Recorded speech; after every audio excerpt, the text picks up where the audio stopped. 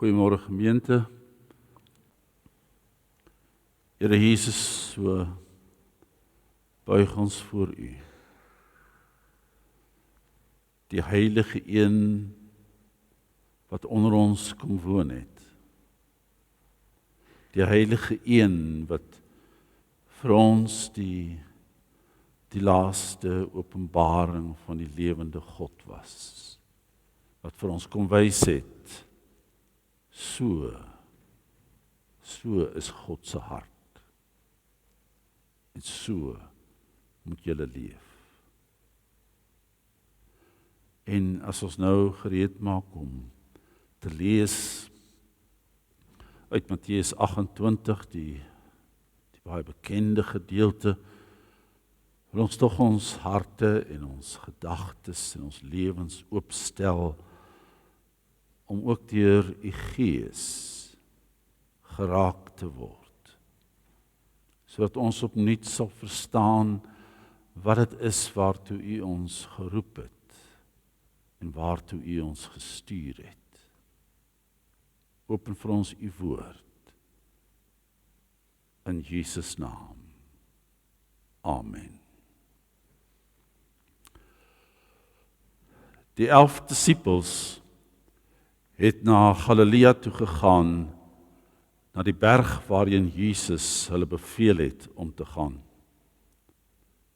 Toe hulle hom sien, het hulle hom aanbid, hoewel party getwyfel het.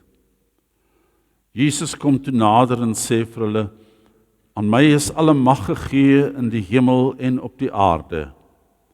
Gaan dan na al die nasies toe en maak die mense my disippels. Doop hulle in die naam van die Vader en die Seun en die Heilige Gees. Leer hulle om alles te onderhou wat ek julle beveel het. En onthou, ek is by julle al die dae tot die volëinding van die wêreld. Tot sover lees ons die woord van die Here. Geseënd is elkeen wat die woord lees, die woord hoor en hulle lewens daarvolgens inrig. As tema het ek vanoggend gekies vir aanbidding en twyfel. Die skrywer van die Matteus Evangelie het nooit probeer om die disippels as volmaakte wesens uit te beeld nie.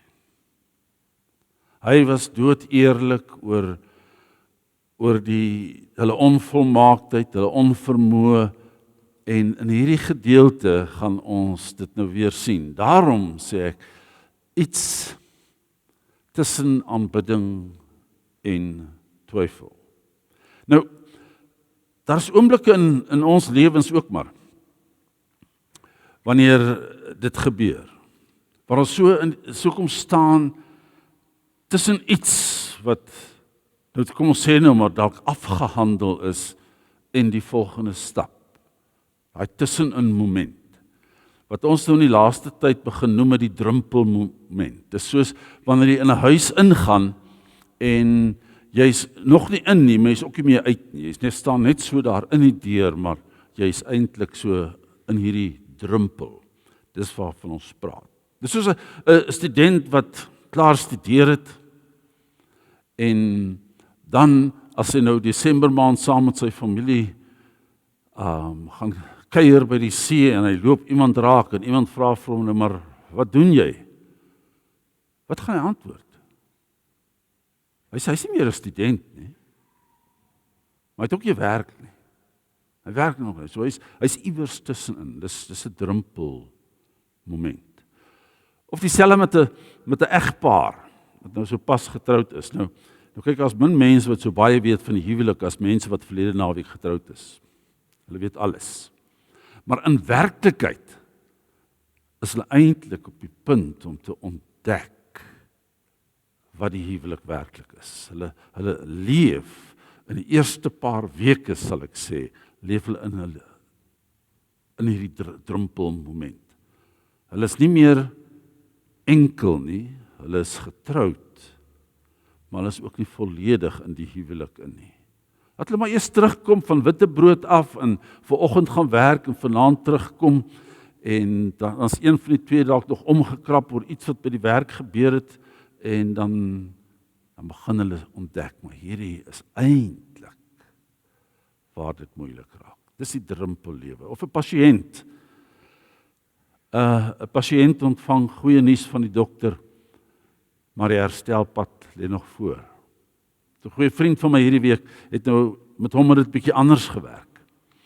Hy was so vir 3 jaar het hy kanker. 2 keer in die 3 jaar het die dokters al vir hom gesê, jy's in remissie. Die kans dat die kanker gaan terugkom is bitter, bitter skraal.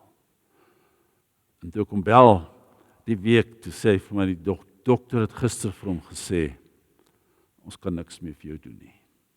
Die kanker is deur jou lyf versprei en hy leef hier iewers tussen lewe en sterwe. Dis drempel, so tussenin. Ons leef so dikwels daar. Iewers dan ook tussen belofte en vervulling. Tussen begin en voltooiing. Tussen dit wat ons weet en dit waarmee ons steeds worstel. Dis waar ons is. En hierdie laaste toneel dan in Matteus is dalk die rede hoekom dit my so dikwels so diep raak. Die opgestane Christus staan voor sy disippels. Die graf is leeg. Hy het opgestaan. Die dood is oorwin. Die grootste oorwinning in die geskiedenis het plaasgevind. En tog, skryf Matteus, toe hulle hom sien, het hulle hom aanbid, hoewel party getwyfel het. Wat 'n merkwaardige sin. As ek die evangelie moes skryf, dan sou ek waarskynlik iets uitgelaat het uit die sin uit. Die hele gedagte oor twyfel.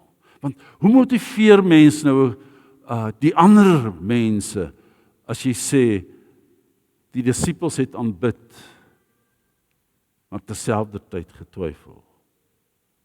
Twyfelend aanbid of aanbiddend getwyfel. Ek sou geskryf het, hulle het hom gesien en hulle was almal net verbaas en het onmiddellik die Here geprys vir wat hier gebeur het. Of iets soos, hulle het hom gesien en alle onsekerheid het verdwyn. Hulle het hom gesien en onmiddellik het almal van hulle geloofshelde geword. Maar Matteus doen nie dit nie. Hy sê dit soos dit is. Hulle het hom aanbid, maar tog het hulle getwyfel. Hulle het hom aanbid en party het getwyfel. Ons weet nie watter party dit is nie. Dis so iets van 'n wipplank lewe, dis ook wat ek vir my voorstel. Dan aanbid jy en dan twyfel jy, en dan aanbid jy en dan twyfel jy. Ek identifiseer hiermee. Dat daar tye kom wat ek ook twyfel. Ten spyte van al die kennis wat ek het, sou ek kon sê, kom daar tye van twyfel. Maar hier staan geloof en onsekerheid in dieselfde sin. Aanbidding en vrae sit in dieselfde byeenkoms. En die disippels staan iewers tussen opstaan en gestuur. Jesus het opgestaan. En hier is 'n belangrike moment. So, dalk is dit maar ook waar baie van ons vandag staan. Ons glo, maar soms worstel ons. Ons aanbid, maar soms twyfel ons. Ons vertrou, maar soms wonder ons. Eg mens. En ek dink dan aan die ander kant tog lê hier in 'n stukkie wonderlike goeie nuus. Ja, Jesus is op pad om hierdie disippels te stuur, maar hy verwag nie volmaakte disippels nie. Hy verwag nie disippels wat alles sal doen soos hy dit bedoel het nie. En hy sien, dis nou nie so mooi hier sigbaar nie, maar die Matteus skryf, daar was 11 disippels. Nie 12 nie. Want een van die 11 het hom verraai vir 30 silwerstukke. Het hy hom verraai. Daarom is hulle 11. So Matteus teken 'n tweede onvolmaakte prentjie van hierdie disippels. Hulle is nie 12 nie. Hoekom dan nie maar net sê dis sy disippels nie? En as iemand later vra, dan sê ja, ons het bedoel 11, almal het geweet dis 11 en dat Judas gedoen het wat hy gedoen het. Maar nee, Matteus sê 11. En ek dink nou in hierdie week weer aan myself en ek sê, dalk het Matteus iemand soos ek in gedagte gehad. Iemand wat in elk geval dikwels twyfel of ek regtig die regte persoon is om te doen wat van my verwag word. Maar hier is 'n groep wat onvolledig is, wat gewond is, wat gebroken is. Hulle lewens dra die littekens van mislukkings. Ons het dit nie gemaak nie. Nie 'n netjiese, afgeronde, godsdienstige instelling of groep nie. Dis nie 'n groep van supersterre nie. Hier is gewone mense wat misluk het, getwyfel het, weggehardloop het, ontken het en so dikwels verkeerd verstaan het. En tog is dit die mense na wie Jesus toe kom. Maar die boodskap van die Bybel is eintlik interessant hier rondom. En die boodskap van die Bybel is dat God juis deur onvolmaakte mense werk. Partykeer dink ek is doelbewus sodat ons nie sal begin om mense te aanbid nie, maar kyk maar na die groot helde van die Bybel, Abraham wat getwyfel het of God sou voorsien. En op die ou end toe die seun kom, word hy geroep om te gaan offer. Moses is tog die een wat die vermoë gehad het om elke keer 'n probleem te sien in enige voorstel voor hy 'n moontlike oplossing sien. Toe die Here hom stuur, toe God hom stuur om die Jode te gaan red uit Egipte uit, toe sê hy, maar ek kan nie praat nie. En deurlopend betwyfel hy of God die regte persoon hier gekies het. En dan Dawid,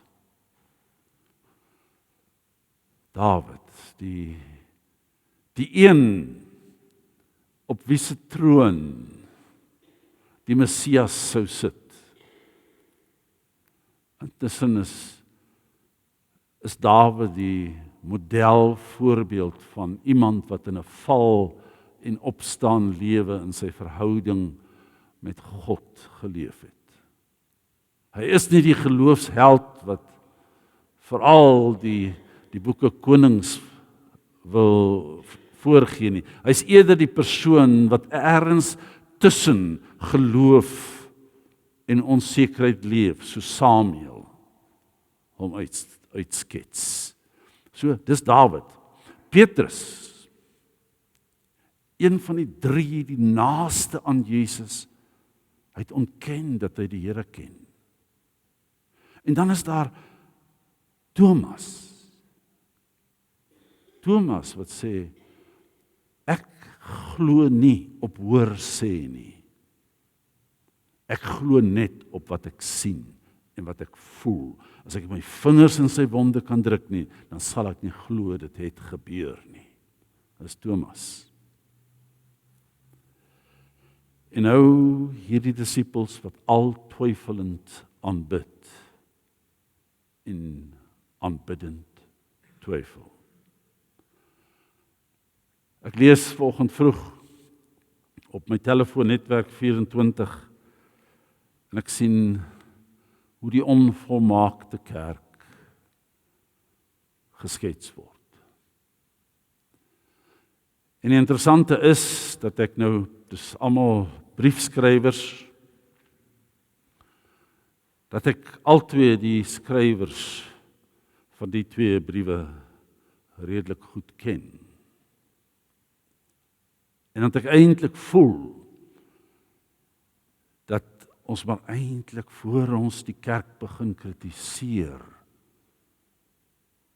ons CV moet neerlê wat sê, ek is ook maar onvolmaak. Ek is nie die mens wat ek verwag ander moet wees nie. Die kerk was nog nooit 'n gemeenskap van volmaakte mense nie. Wat nog nooit 'n groep mense wat geleer het wat dit beteken om volmaak op Christus te vertrou nie. Ek dink baie van ons en in die kerkomstandighede wat ons geloof ontdek het so half en half geleer dat twyfel jou eintlik onmiddellik diskwalifiseer. Maar Matteus sê dit anders. Twyfel word nie verheerlik nie. Word nie gesê dis goed dat mens twyfel nie. Maar twyfel diskwalifiseer mens ook glad nie. Jesus sê nie vir sy disippels nie en ook nie vir ons nie, kom terug wanneer al jou vrae beantwoord is en jy seker is oor alles waaroor jy nou twyfel nie. Hy sê ook nie kom terug as jou geloof sterker is nie. Hy sê ook nie kom terug as jy presies weet wat jy wil doen nie. Nee, Jesus kom na die 11 disippels toe, terwyl hulle twyfel, en na ons toe, net soos ons is. Dis genade. Die kerk begin nie met volmaakte mense nie, en nie met volmaakte sekerheid nie. Hier is die belangrike een, in vers 18, dit begin met die teenwoordigheid van die Here. Waar hy beloof, en ek is by julle al die dae tot die volëinding van die wêreld. En hy sê, aan my is alle mag gegee in die hemel en op die aarde. Nou is dit belangrik om tog raak te sien wat Jesus nie sê nie. Hy sê nie, alle mag is aan julle gegee nie. Ons moet tog versigtig wees vir mense wat sê, wel, omdat Jesus mense gesond gemaak het, kan my gebede ook mos mense gesond maak. Jesus het nie die mag weggegee nie. Hy sê net, aan my is alle mag gegee in die hemel en op die aarde. Hy sê nie, gaan omdat jy gereed is nie. Hy sê nie, gaan omdat jy alles verstaan nie. Hy sê, aan my is alle mag gegee in die hemel en op die aarde. En hierdie is die groot sending teks. Die teks wat ons stuur. En die gestuurdheid rus nie op ons nie. Dit rus op Christus. Die sukses hang nie van ons af nie. Hy het wat nodig is om dit 'n sukses te maak. Dis nie op die disippels nie, dis nie op die kerk nie, dit hang nie af van hoeveel selfvertroue ek het nie, dit hang nie af van ons sukses nie. Alles hang af van Christus. Op hom rus dit alles. Dit is een van die belangrikste waarhede van hierdie gedeelte. Die toekoms van God se koninkryk hang nie af van hoe indrukwekkend ek is nie, of hoe indrukwekkend ons gemeente is nie. Dit hang af van Christus. Dit hang af van wie Jesus is. En die opstanding is 'n verklaring van God. En die verklaring is dat Jesus die Here is. En nie net die Here van die kerk nie. Here van die hemel en die aarde. Here van die geskiedenis. Here van die toekoms. Here van alles.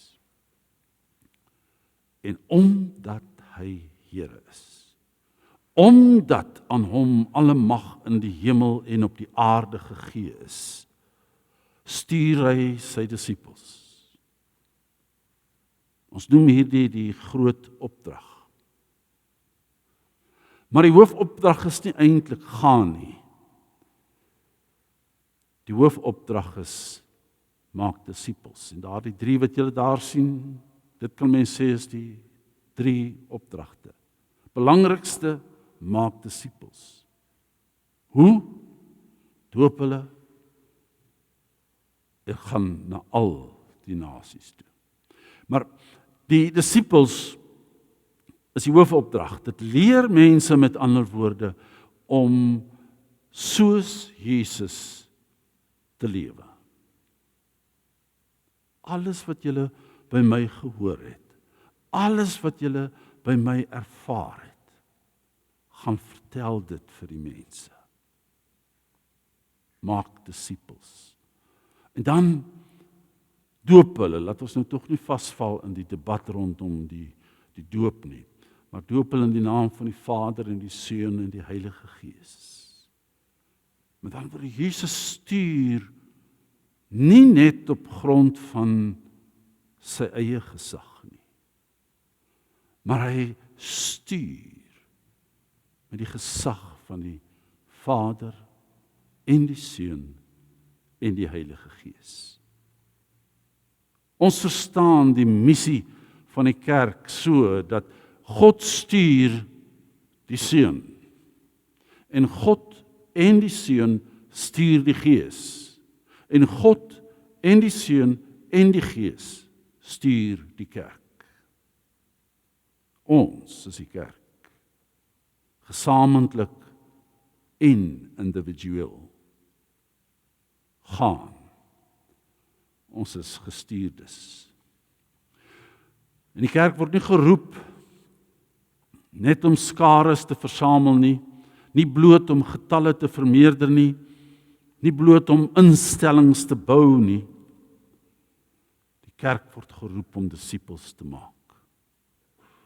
Mense wat leer om Jesus te volg. En mense wat die weg van Jesus leer. Disippels, julle het gesien hoe leef Jesus. Moenie mense roep om soos julle te leef nie. Roep mense sodat hulle kan leer om soos Jesus te leef. En dan laastens word die horison skielik verbreed. Vir 'n volk wat maar nie verder as die voet van die berg kon kyk nie. Skielik sê Jesus, kyk op. Die grens is nie getrek nie. Steek alle grense oor, van alle volke en alle kulture. Moenie toelaat dat mensgemaakte grense julle verhinder om die evangelie te verkondig nie. Al die nasies, so wyd word die horison. Die evangelie is skielik nie meer beperk tot een volk of een plek nie. God is nie op 'n ander manier teenwoordig in Jerusalem as wat hy sou wees in Efese nie. Daar waar 2 of 3 in sy naam versamel, daar is hy teenwoordig. So die sending brei uit na die hele wêreld. Die belofte aan Abraham beweeg nou na vervulling. Die roeping wat aan Israel toevertrou is, word nou oopgemaak vir al die nasies.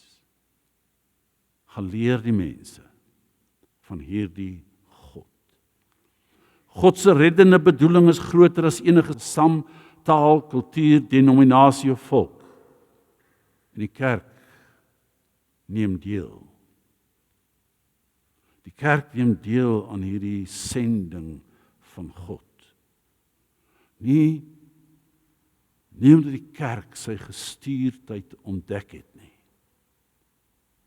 maar omdat die kerk ingetrek is in dit waarmee God besig is. Laat ons iets sê oor die teenwoordigheid van God. En onthou, ek is by julle al die dae tot die volëinding van die wêreld. Hoe meer mens Matteus en enige een van die evangelies lees, hoe meer kom jy agter, dis nie sommer net by mekaar gegooi nie. Die evangelie begin met Immanuel, God met ons. Eindig met die belofte, ek is by julle. Dis dieselfde belofte, met die enigste verskil, die gestuurdheid word baie duideliker uitgelig. Die disippels ontvang nie net 'n taak nie. Hulle ontvang 'n teenwoordigheid. Dink net wat vir hulle voorlê. Vervolging, verwerping, lyding, gevangenskap en die dood. Meerderheid van hierdie 11 wat hier saam met Jesus is, sou 'n marteldood sterf as gevolg van hulle gehoorsaamheid aan die gestuurdheid wat Jesus hier verkondig.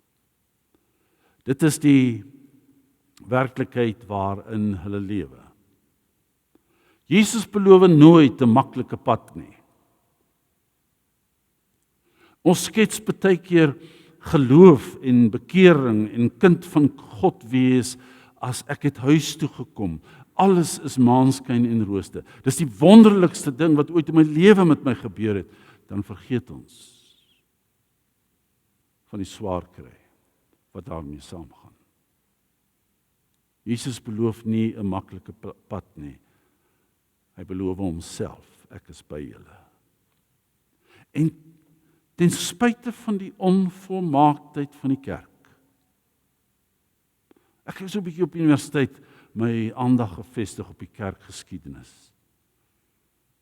En ek is baie keer skud ek net my kop as ek gaan dink wat sekere persone en dan by name die voormalige Rooms-Katolieke kerk, nie vandag se Rooms-Katolieke kerk nie, maar die voormalige Rooms-Katolieke kerk aan mense gedoen het.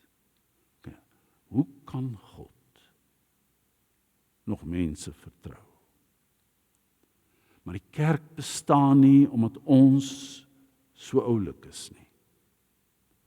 Die kerk bestaan omdat Christus getrou is aan sy belofte. Ek is by julle, geslag na geslag, eeu na eeu, oorlog na oorlog, krisis na krisis, mislukking op mislukking. Die belofte bly staan. Ek is by julle. En ek is by julle geld ook vir ons. Wanneer ons geloof sterk is, wanneer ons geloof swak is, wanneer antwoorde maklik kom, wanneer vrae bly hang, wanneer die lewe vol vreugde is, wanneer die lewe seer maak. Ek is by julle. Nou is die vraag, waar laat dit ons? Miskien presies waar die disippels in Matteus 28 staan. Eers tussen aanbidding en twyfel. Ons kom kerk toe om God te aanbid. Maar nooit verlaat ons die kerk met al ons vrae beantwoord nie. Ons leef tussen opstanding en vervulling, tussen die ou en die nuwe. En die feit dat ons nog nie alles is wat ons behoort te wees nie, beteken dit nie ons het misluk nie. Dis so dikwels eenvoudig, maar die werklikheid van disippelskap. Ons is nie volmaak nie. En die disippels het nie daardie berg verlaat met antwoorde op hulle vrae nie, maar hulle het iets groter ontvang. Die gesag wat Christus gehad het om hulle te stuur. Hulle ontvang die opdrag. Hulle ontvang sy teenwoordigheid. So, die gesag was Jesus se. En hy het nooit daarvan afstand gedoen nie. Hy was gestuur voordat hy ons gestuur het. Die teenwoordigheid was syne en daarom was die toekoms ook syne. Dieselfde is waar van ons. Die gesag is steeds syne. Die sending, die gestuurdheid is steeds syne. Die teenwoordigheid is niemand anders as hy nie. Sy teenwoordigheid. En daarom bly die teenwoordigheid van die Here Jesus Christus ons enigste hoop. Dis ons hoop. Christus is hier. En onthou, ek is by julle al die dae tot die volëindiging van die wêreld. Of jy nou hier sit vanoggend vol van die wêreldse vertroue en of dan jy dalk hier sit met 'n paar vrae. Vrae wat die lewe veroorsaak. Maak nie saak nie. Maar die opgestane Christus roep jou om saam met die 11 disippels te kom staan en al twyfelend om te aanbid en al aanbiddend nie jou twyfeling te ontken nie. Christus stuur vandag nog steeds onvolmaakte mense en hy beloof steeds en onthou, ek is by julle al die dae tot die volëinding van die wêreld. Amen. Kom ons bid saam.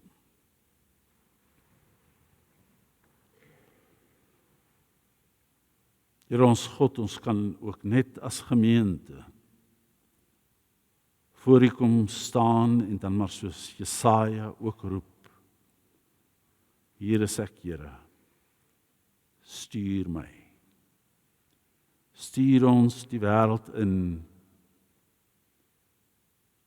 om van die wêreld 'n beter plek te maak. Om soos U te leef en ander mense te leer om soos U te leef. En herinner ons maar telkens weer aan hierdie woorde van U. Ek is by julle. Ek is by julle.